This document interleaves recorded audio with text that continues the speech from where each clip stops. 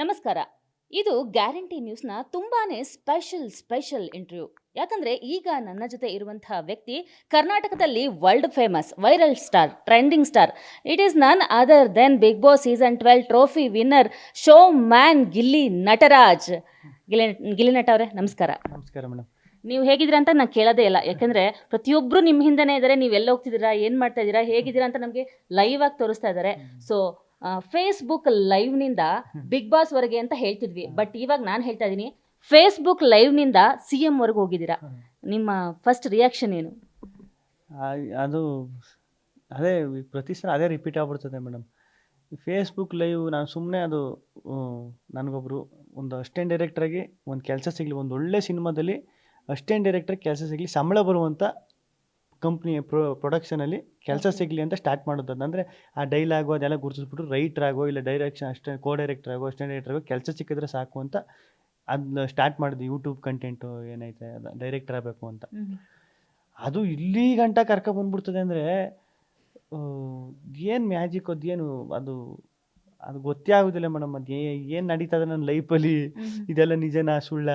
ನಾನು ನಿಜಲ್ಲೂ ಈಗ ಈಗ ಈಗ ಹೆಂಗಾಗ್ಬಿಟ್ಟದೆ ಅಂದರೆ ಹಿಂಗೆ ನಿಂತ್ಕೊಂಡು ಹಿಂಗೇ ನಿಂತ್ಕೊಬಿಡ್ತೀನಿ.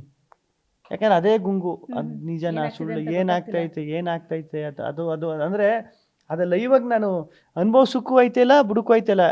ಅಂದ್ರೆ ಇದಿರ್ತದೆ ಗೊತ್ತಾ, ಸಡನ್ನಾಗಿ ಏನೂ ಇಲ್ಲದೆ ಇದ್ದವ್ನು ಎಲ್ಲೋ ಕರ್ಕೋಗಿ, ಈಗ ಎಲ್ಲೋ ಇದ್ದವನ್ನ ಕರ್ಕೊಬಂದ್ಬಿಟ್ಟು ನಿನ್ಗೆ ಅರಮನೆ ಮೇಲೆ ತಂದು ಕೂರಿಸ್ಬಿಟ್ರೆ ಹೆಂಗಿರ್ತದೆ ನೋಡಿ, ಅವನು ಏನು ರಿಯಾಕ್ಟ್ ಮಾಡ್ಬೇಕು ಅವಾಗ? ಕನಸ ನಿಜನಾ ಸುಳ್ಳ ಅಂತ ಮಾತೇ ಬಿಡಲ್ಲ, ಹಂಗೆ ಆಗ್ಬಿಟ್ಟೈತೆ. ಓಕೆ. CM ಮೀಟ್ ಮಾಡಿದ ಒಂದು ಪೋಸ್ಟ್, CM ಅವರು ಪೋಸ್ಟ್ ಮಾಡಿದ ತಕ್ಷಣ ಗಿಲ್ಲಿ ನಟ ಬಿಗ್ ಬಾಸ್ನಿಂದ ರಾಜಕೀಯಕ್ಕೆ ಎಂಟ್ರಿ ಅಂತ. ಯಾಕಂದ್ರೆ ನೀವು ಪ್ರತಿಯೊಂದು ಮೂಮೆಂಟನ್ನು ಇಷ್ಟೊಂದು ಟ್ರೋಲ್ ಮಾಡ್ತಿದ್ದಾರೆ, ಇಷ್ಟೊಂದು ಪಾಪ್ಯುಲರ್ ಮಾಡ್ತಾ ಇದ್ದಾರೆ. ನಿಜವಾಗೂ ರಾಜಕೀಯಕ್ಕೆ ಎಂಟ್ರಿ ಆಗ್ತಿರಲ್ಲ, CM ನೋಡಕ್ಕಂತಾನೆ ಹೋಗಿದ್ದ? ಇಲ್ಲ ಇವರು ಸಿದ್ದರಾಮಯ್ಯ ಸಾಹೇಬರು ನೋಡಬೇಕು ಅಂತಲೇ ಹೋಗಿದ್ದು. ರಾಜಕೀಯಕ್ಕೆ ಆ ಥರ ಏನು ಎಂಟ್ರಿ ಇಲ್ಲ ಮೇಡಮ್. ಅದು ಆ ಥರ ಇಂಟೆನ್ಷನೇ ಇಲ್ಲ. ಅಂದರೆ ನೀವು ನನಗೆ ಅದು ಆಶ್ಚರ್ಯ ಐತೆ ಇರೋದು ಅದು.